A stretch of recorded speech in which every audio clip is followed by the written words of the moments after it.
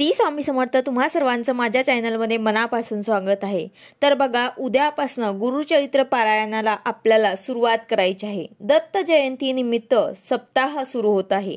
आता ज्यांना गुरुचरित्र पारायण करणं शक्य नसेल तर त्यांनी काय करावं, कोणती सेवा करावी याबद्दलचं संपूर्ण माहिती मी तुम्हाला आजच्या व्हिडिओमध्ये सांगणार आहे। व्हिडिओ पूर्ण बघा जेणेकरून तुम्हाला संपूर्ण माहिती मिळेल। जर तुम्ही चॅनलवर नवीन असाल तर चॅनलला सबस्क्राइब करायला मात्र विसरू नका आणि व्हिडिओला लाईक करायला मात्र विसरू नका।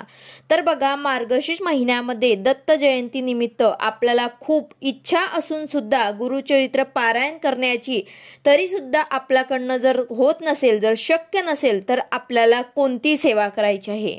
कारण कधी काय होतं की लहान मुलं घरामध्ये असल्यामुळे किंवा वर्किंग आहात, तसेच गुरुचरित्र पारायणाचे काही नियम आहेत तर ते पाळले जाणार नाही। त्यासाठी तुम्हाला गुरुचरित्र पारायण करणं शक्य नसेल तर काय सेवा करावी, कोणती सेवा आपल्याला स्वामी महाराजांची करायची आहे, दत्त महाराजांची आपल्याला कोणती सेवा करायची आहे जेणेकरून गुरुचरित्र पारायण केल्यासारखं आपल्याला पुण्य मिळेल, आपल्या मनाला खूप प्रसन्न वाटेल, अगदी आपल्याला त्याचं खूप पुण्य मिळेल।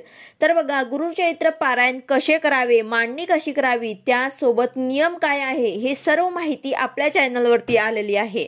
पण ज्यांना कोणाला आता गुरुचरित्र पारायण करणं शक्य होणार नाही त्यांनी कधीही आपल्या घरात करू शकतात, नंतर तुम्ही कधीही तुमच्या घरामध्ये हे पारायण करू शकतात। आता ज्यांना शक्य होईल त्यांनी आवर्जून गुरुचरित्र पारायण करायचे आहे। सप्ताह काळामध्ये गुरुचरित्र पारायण करण्याला खूप महत्त्व आहे। तुम्ही आवर्जून, तुम्हाला जर शक्य होईल तर तुम्ही आवर्जून या काळामध्ये, या सप्ताह काळामध्ये गुरुचरित्र पारायण नक्कीच करा। आता या सप्ताह काळात पारायण करणं खूप महत्त्वाचं आहे। तर या 7 दिवसात आपण काय सेवा करू शकतो, काय नियम आपल्याला घरात पाळायचे आहे, तर या 7 दिवसामध्ये आपण स्वामींची काही ना काही सेवा आवर्जून करा। तुम्ही स्वामी चरित्र सारामृताचे पठण करू शकतात, तुम्ही स्वामी समर्थ 11 माळी जप करू शकतात, तसेच तुम्ही तारक मंत्राचा जप करू शकतात। यानंतर श्री सप्तशती गुरुचरित्र सार हा ग्रंथ सुद्धा तुम्ही वाचू शकतात। गुरुचरित्राचे काही नियम असतात, ते नियम पाळूनच तुम्हाला हे पारायण करायचं असतं। जर तुम्हाला नियम पाळणं शक्य नसेल तर तुम्ही गुरुचरित्र पारायण करू नका।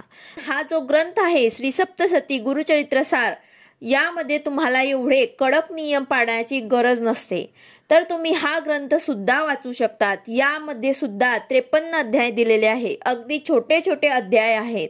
या ग्रंथात एका दिवसाला किती अध्याय वाचायचे आहे हे सुद्धा आहे। ज्यांना नियम अटी पाळणं शक्य होणार नाही त्यांनी हा ग्रंथ पठण करा। नियम यामध्ये सुद्धा आहे, तर ते नियम आहे की मांसाहार खायचं नसतं, त्याचबरोबर कांदा लसूण वर्ज्य असतं आणि ब्रह्मचर्याचे पालन तुम्हाला करायचे आहे। हे नियम या ग्रंथामध्ये सुद्धा आहे, तर तुम्ही हे नियम पाळूनच या ग्रंथाचे सुद्धा पठण करू शकतात। आता हा ग्रंथ तुम्ही एका दिवसामध्ये पूर्ण सुद्धा वाचू शकतात किंवा मग 7 दिवसामध्ये सुद्धा तुम्ही वाचन करू शकतात। त्याचबरोबर ज्यांनी कोणी 21 दिवसाचे संकल्प करून स्वामी चरित्र सारामृत वाचन करत असाल त्यांनी ते कंटिन्यू करायचे आहे। आणि ज्यांना कोणाला 21 दिवसाचे किंवा 11 दिवसाचे संकल्प करून स्वामी चरित्र सारामृत पारायण करणं शक्य झालं नाही त्यांनी उद्यापासून स्वामी चरित्र सारामृत करा। 11 माळी स्वामी समर्थ या मंत्राचा जप करा, तसेच 11 वेळा तारक मंत्राचा तुम्ही जप करू शकतात। हे सर्व सेवा तुम्ही करू शकतात।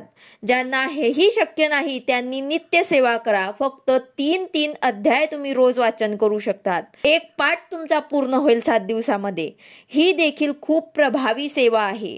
नित्य सेवा 3 अध्याय, 11 माळी श्री स्वामी समर्थ या मंत्राचा जप आणि 1 वेळा तारक मंत्र, ही एवढी सेवा सुद्धा तुम्ही मनापासून करा। नक्कीच तुमची प्रत्येक इच्छा पूर्ण करतील स्वामी। काही ना काही आपल्याला या 7 दिवसामध्ये स्वामींची सेवा करायचीच आहे। ज्यांना कोणाला गुरुचरित्र पारायण करणं शक्य होत असेल त्यांनी आवर्जून तेच करायचं आहे। पण ज्यांना कोणाला काही अडचणींमुळे पारायण करणं शक्य होत नसेल किंवा त्यांच्याकडनं गुरुचरित्र पारायणचे नियम पाळले जात नसतील त्यांनी ह्या सेवा करायची आहे। त्याचसोबत तुम्ही गुरुचरित्रातील 14वा किंवा 18वा अध्याय सुद्धा वाचू शकतात। याचे सुद्धा छोटे छोटे ग्रंथ मिळतात, ते तुम्ही वाचू शकतात।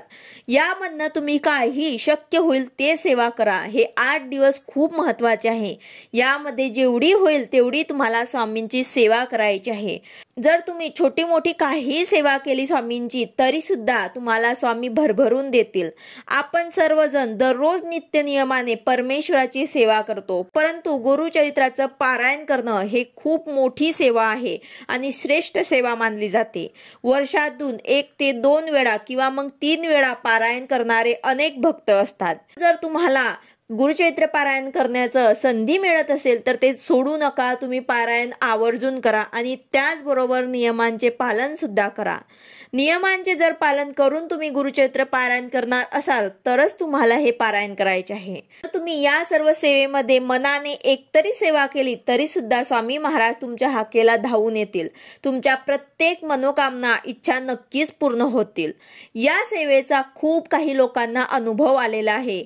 या सप्ताह काळामध्ये अनेक स्वामी भक्तांना स्वामींचा साक्षात्कार सुद्धा झालेला आहे. तुम्ही या सप्ताह काळामध्ये प्रहर सेवेमध्ये जाऊ शकतात. त्याचबरोबर हे सर्व सेवा सुद्धा तुम्ही घरी करू शकतात. तर अशा प्रकारे तुम्हाला जे जमेल ते सेवा तुम्हाला या काळामध्ये करायची आहे. व्हिडिओ आवडला असेल तर लाईक करा, शेअर करा, सबस्क्राईब करा. भेटूया अशाच नवीन व्हिडिओ सोबत. श्री स्वामी समर्थ.